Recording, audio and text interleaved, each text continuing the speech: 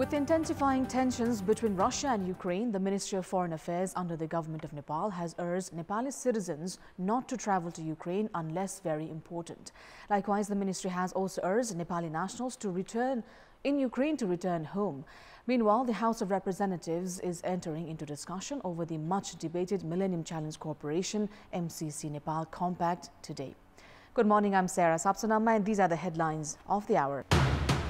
The House of Representatives to hold discussions on the MCC Nepal Compact today. Major parties remain firm in their stances, ruling alliance at the verge of a collapse. China once again responds to MCC program in Nepal, questions if the program is really a gift for Nepal or a Pandora's box. Ukraine declares a state of emergency amid threat of attack from Russia. President Volodymyr Zelensky says the country is ready for a Russian attack. And Manchester United and Atletico Madrid settled for a draw in the first leg match of round of 16 of Champions League. Benfica and Ajax too share points.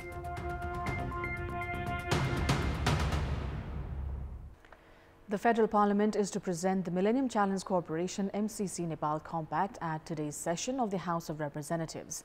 With the political parties polarized, the Parliament Secretariat has included the MCC bill in its schedule for today. Today's session of the lower house is scheduled to begin at 1 p.m. The government has previously tabled the MCC Nepal Compact at the Federal Parliament. Lawmakers will now discuss on the several aspects of the compact. The meeting of the Business Advisor Committee this morning is to decide on whether or not to proceed with the discussions related to MCC Nepal Compact. The Speaker had been stressing on obstruction-free Parliament as the compact was tabled on behalf of the government. Major political parties remain divided on the MCC Nepal Compact, which has led to uncertainties in regard to the Parliament ratification of the American grant assistance. Largest party of the ruling coalition is in favor of proceeding with the compact, while other four parties appear at sharp contrast, and opposition UML is adopting a wait-and-watch strategy. In such a situation, proceedings at today's Parliament session and the path ahead for the MCC Compact are drawing interest from international and national corners. Despite the aspirations of Nepali Congress for earliest possible ratification of the compact, lack of support from its coalition partners has led to seeking support from the opposition. In case of split of the alliance, Congress is in favor of collaborating with UML. Nepali Congress has plans of presenting the compact for ratification after normal discussions. Leaders of Nepali Congress and UML have busied themselves in dialogues regarding the same. It appears that such parties have also included the topic of possible political power share. However, UML is not likely to lend its support with immediate effect. With the objective of breaking up the alliance, UML has said that it will continue the obstructions at the Parliament. Ruling coalition partners Maui Centre and Unified Socialists are likely to participate in discussions on the compact, but have said that they would vote against the ratification of the grant. They do not seem ready to quit the government anytime soon either. The role of the other parties, including Janata Samajwadi and Loktantrik Samajwadi, could also be of significance. However, with the firm, polarized stances of each of the parties, parliamentary requirements for ratification of the MCC still appear complicated. Now, China has once again responded to the American Grant Assistance Millennium Challenge Corporation program in Nepal. Responding to MCC's statement that the program was a gift to Nepal, Chinese Foreign Ministry spokesperson Hua Chunying has questioned how a gift could come with an ultimatum. Chunying also suggested if the program was a gift or a Pandora's box, saying that it could actually be a meat that is tough to chew. Hua made the remarks in response to questions by Chinese news service regarding the program that has met with widespread criticism in Nepal. Hua stressed China believed international cooperation should uphold the principles of mutual respect and equality, and that it should never attach any political conditions or selfish interests while damaging other countries' sovereignty and interests. The spokesperson said China will continue to support Nepalese people to choose their own development path and continue to provide support to and help Nepal's social and economical development within China's ability as a friendly neighbor and development partner.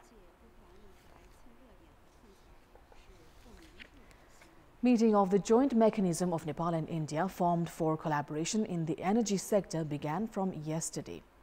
Yesterday's secretariat-level meeting held discussions in regards to increasing investments on large-scale hydel project, revising the current import and export of electricity between the two nations, and the development of solar power plants in Nepal. The meeting is also delving into the topics of cross-border transmission lines between Nepal and India. It has been understood that Indian Army personnel have entered Nepal swimming across the Mahakali River. Gorkha Regiment Indian Army, which falls under Indian Paramilitary Force, entered Nepal without permission and have been preparing for rescue training by tying ropes around stones on the Nepalese side of the river bank. The regiment entered Nepal from the opposition side of District Hospital in Mahakali municipality, swimming across the Mahakali River. Meanwhile, Nepal Police and Army have untied the ropes on the Nepalese side of the river bank. Police returned the Indian personnel back to the other side after a brief investigation. Mahakali being an international bordering river, any activity across the river needs permission from the two sides. However, District Administration Office Chief Dirgaraj Upadhyay has said that there was no information on the development.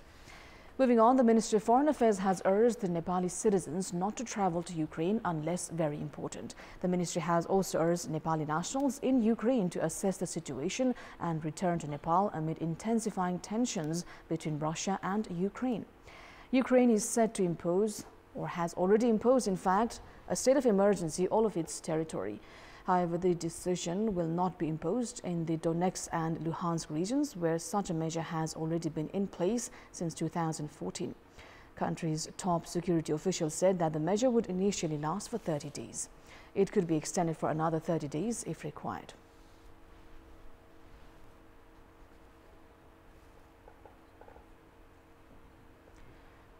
In our Public Voice segment, we've asked local residents in several provinces regarding their opinion on the indifference for preserving the land of Gutis. Let's take a look at what they had to say.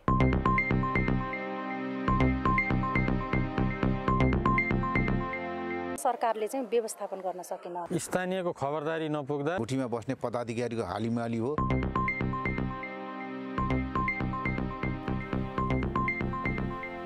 Time now for our segment Public Pulse, where you text us with your opinion.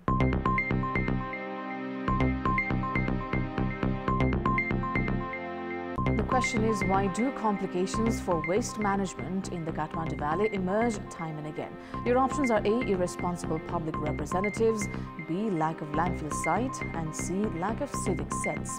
The voting is on. Type NEWS, select your option A, B or C and send it to 34001 to share your opinion with us. Time now for the sports update. The 13th round matches of the Martyrs Memorial A Division League are to begin from today. Himalayan Sherpa and Friends Club are up against each other, while Chasal Youth take on Saddo Bato. Both the matches have been scheduled for 1 p.m. today. The match between Himalayan Sherpa and Friends Club will take place in the capital's Dasut Stadium, while Chasal and Saddo Bato will play at the Anfa complex in Saddo Bato. Himalayan Sherpa are at the 10th position in the league table with 12 points from 13 matches. Chasal are at the bottom of the league table with 6 points from 12 matches. That's all for the moment. Thank you for watching. Bye for now.